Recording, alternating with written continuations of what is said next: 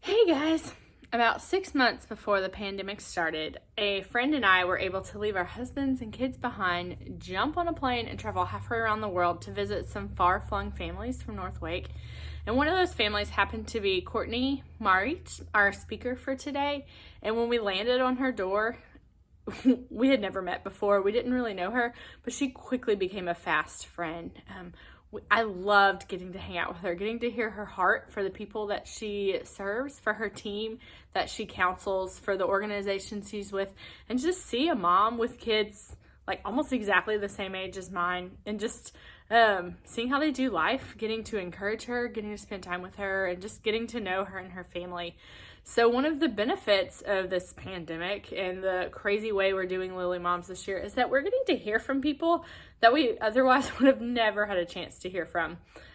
All the way from Bosnia, Courtney Marich is our speaker today, and I hope that the things that she says about how we define our identity, and it's not defined by what we do, how we serve our kids. We're not just moms. There's more to us than just the title of mom. I hope that encourages you and that you have some really great discussion with your friends this week. Hi ladies, this is Carrie Ann, and I have a 5-year-old daughter named Abby. So this is her favorite animal, Foxy, and today I'll be sharing with y'all what has God been teaching us. So recently my husband and I started reading Song of Songs, and in chapter 2 verse 15 reminded us that it is important to be aware of things that can destroy something good. It says, catching for us the foxes, the little foxes that ruin the vineyards, our vineyard that are in bloom. Some things that seem small at the time can cause great harm if left unattended. During the time of this writing, foxes were known as crafty and destructive animals.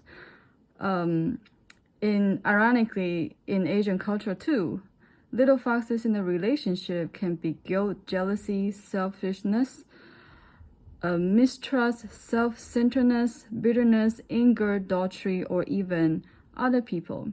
Anything that could cause us not paying enough attention to our spouses. We can also apply catching the little foxes to our relationship with Jesus. We should always be on the lookout for anything or anyone that would try to sneak in and taint our relationship with Christ. For the past few months, we have heard a couple of people that we know that their marriages were destroyed, and it was heartbroken for us to hear. So I thought that this would be a good time to pray and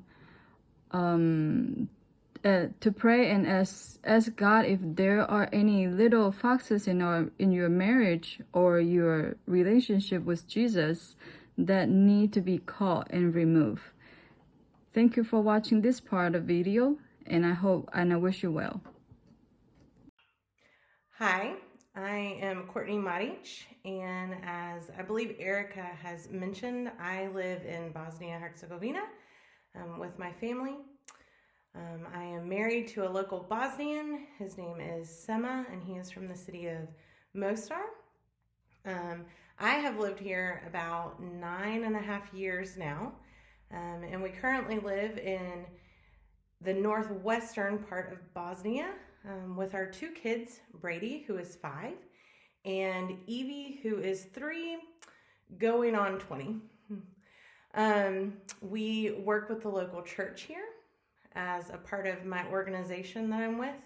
And my job with our organization is to help care for people who live throughout Eastern Europe with our organization. So I do that through counseling, through offering counseling, through mentoring, through training, and doing things with spiritual wellness and helping people grow to be healthy emotionally, spiritually, and mentally.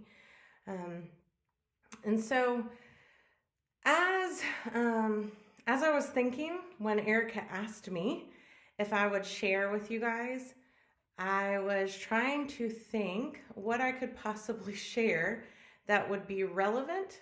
Not saying that my life's not relevant, but culturally speaking, I'm quite disconnected from American culture. I haven't lived in American culture for over half of my life. I grew up overseas. It's another story.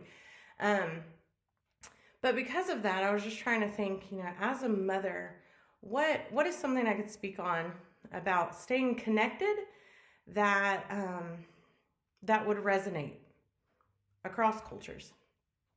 And so as I was thinking about this, something that happened about 2 years ago came to mind, and it dealt with this aspect of identity. And so that's what I would like to talk to you about today, is just how you stay connected to who you are, to your identity during these little years, during these years of babies, of changing diapers, of bottle feeding, of breastfeeding, of teaching, of training up. How do you stay connected to who you are? This past week, actually, as I was dwelling and thinking and praying, what exactly can I say to you guys? I was doing the laundry, as I do most nights, folding laundry, and a movie came on. It's a movie I haven't seen in a while, and I think I've only seen it one time. It is My Big Fat Greek Wedding 2.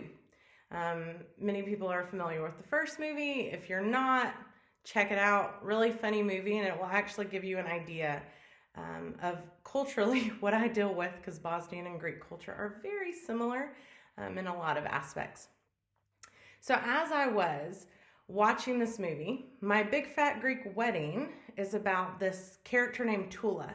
And she comes to kind of discover who she is as she falls in love with this guy who is not Greek. That's a big part of her identity, is being Greek. And so she comes to learn about who she is in the first movie. Well, the second movie deals with her daughter, who is 17 years old. And her daughter's getting ready to go off to college. And she's dealing with her own things of, she's Greek, going off to college, leaving her family. But Tula, the main character, is dealing with letting go of her daughter. And as she's dealing with this, there's a scene where she's at a dinner date with her husband, and they're talking about their daughter.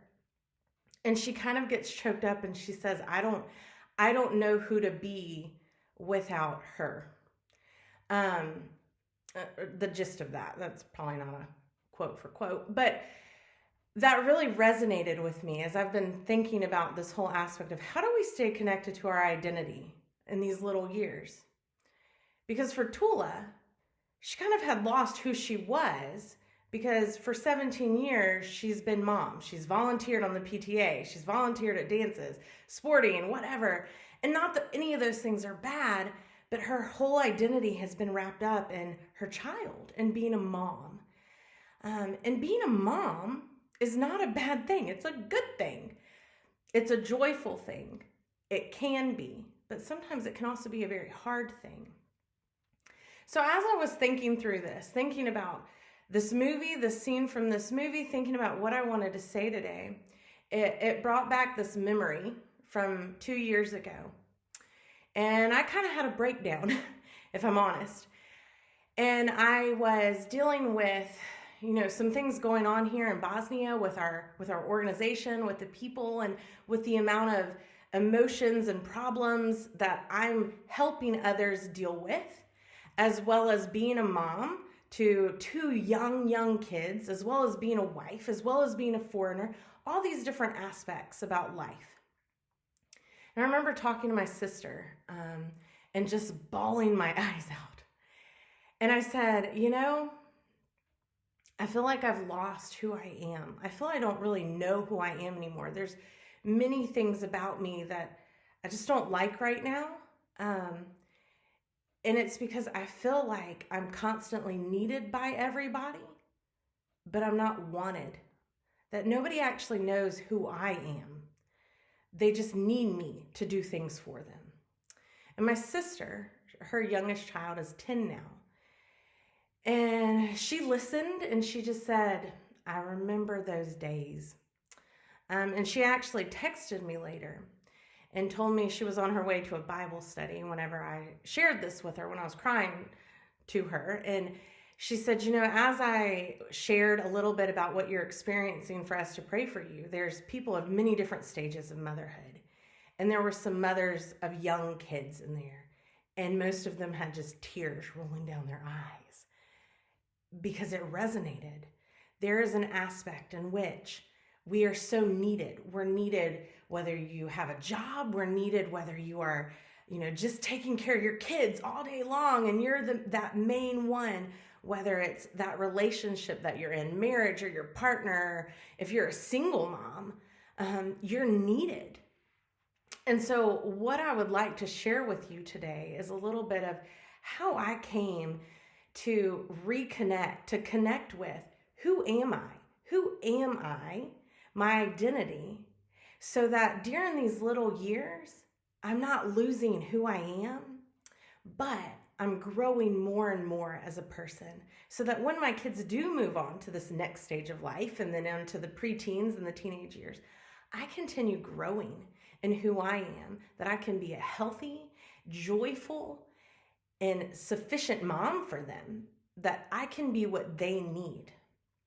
So the first thing that I want to share is, if you're in that place, whether maybe you've never really taken the time to really look at who you are, or maybe you are a mom who really resonates with that of, you know what, I'm there. I have no idea. I feed babies, I change diapers, and I try to take a shower once a week. I don't know what stage you're in, but maybe this resonates with you. The first thing that I want you to know is you're not alone. Many women, almost every single woman that I've actually talked to and been honest with this about, has said to me, I have felt that at some point in time, in those little years. We have people that are living in our homes, little people who are very dependent on us. And that's just how life is right now. And that is okay. That is normal, and that is life. And it is right for them to need us and to be dependent on us. But what I want to share with you is that it's also okay for you to take care of yourself, for you to connect with who you are. That may come in many different forms. For me, what that looked like was realizing I needed some time. I'm an introvert. I love people. I love to talk to people. I love to share with people. I love to be with people, but it drains me. It's exhausting to me. And so I needed time by myself. I'm also a huge internal processor. And so I need time. I need time to think through how I'm feeling, what I'm thinking, in my walk with Christ. What is he wanting of me? I need that time. I need that time to be in the Bible, to pray. I need that time for myself. So that meant communicating with my husband a great deal, just asking him, hey, can you please, 10, 15 minutes, just let me have that time.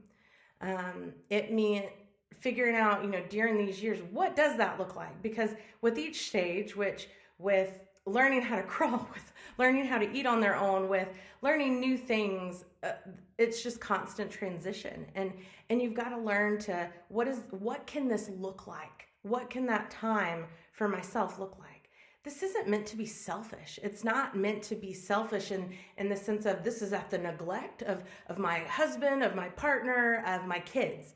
That's not what this is. It's not, hey, I'm going to neglect them to go do what I want. It's, what do I need? Because you are valuable. Because I am valuable. If you run out, if you burn out, if your cup is constantly empty, what do you have to give to your kids?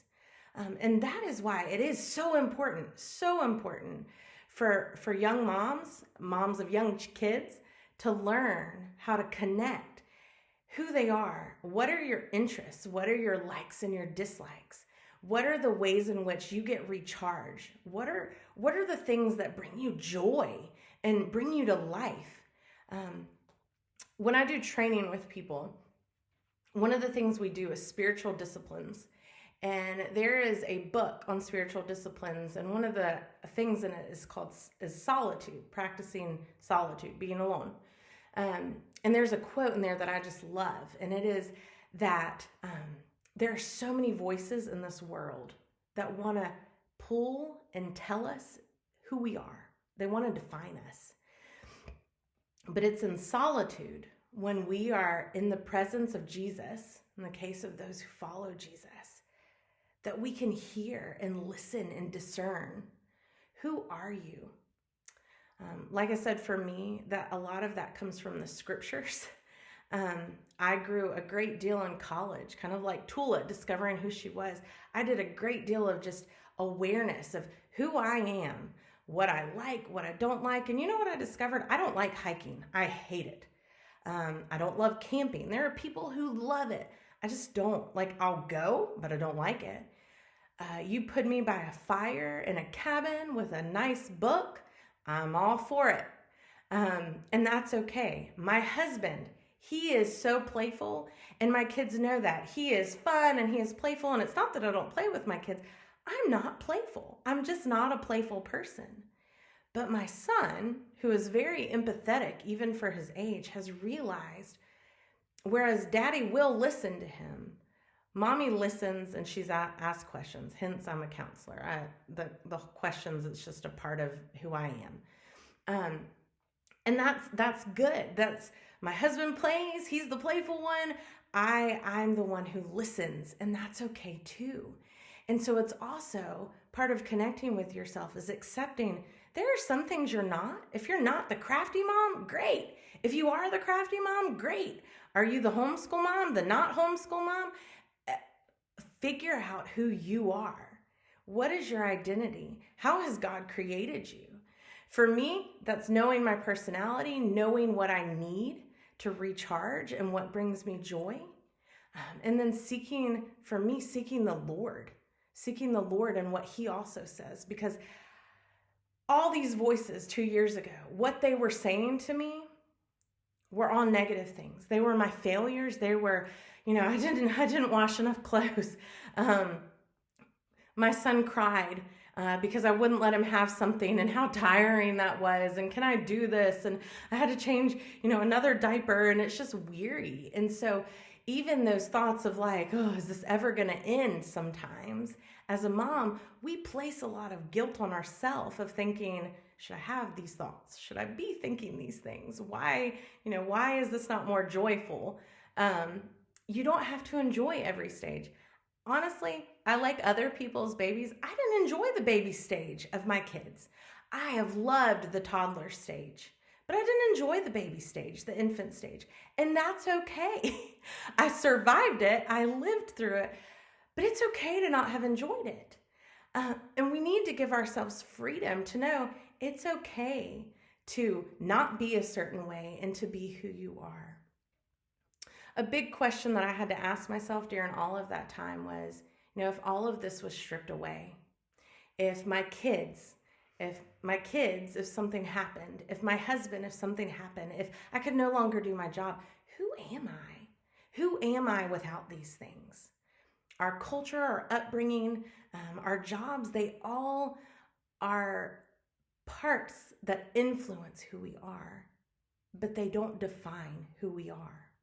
And so my encouragement to you, if I could leave you with one thing, is ask yourself, if I take away everything I do, who am I just to be?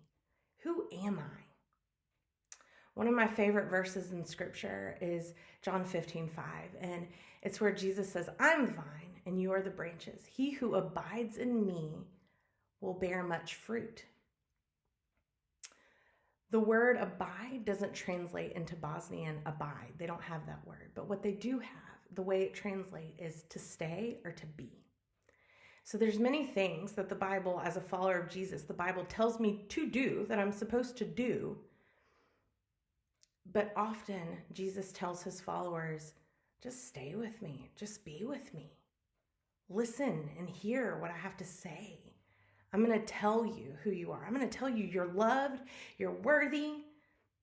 I mentioned that 2 years ago, those negative voices, they were my failures. They were the things I should have done, could have done, didn't do, wanted to do but didn't get to, did but shouldn't have. And taking this time to really step back and just taking the time out for myself helped me to remember that I'm worthy. I'm worth it because of Christ. I was allowing things that had no place to define me. And so my encouragement to you is figure out what you need to do to stay connected to who you are, so that the things that define you help you to grow, not to lose more and more of yourself, so that when these stages pass, when these early years pass, when the teen years pass, when your kids go off to college, you are still a person. You're a person worthy to be known, not for what you can do for others, but because of who you are. As you guys look at the questions, I would just encourage you, if you're in a stage of not knowing yourself, take the time, even if it's just 10 to 15 minutes a day, to ask yourself some questions to discover more about who you are.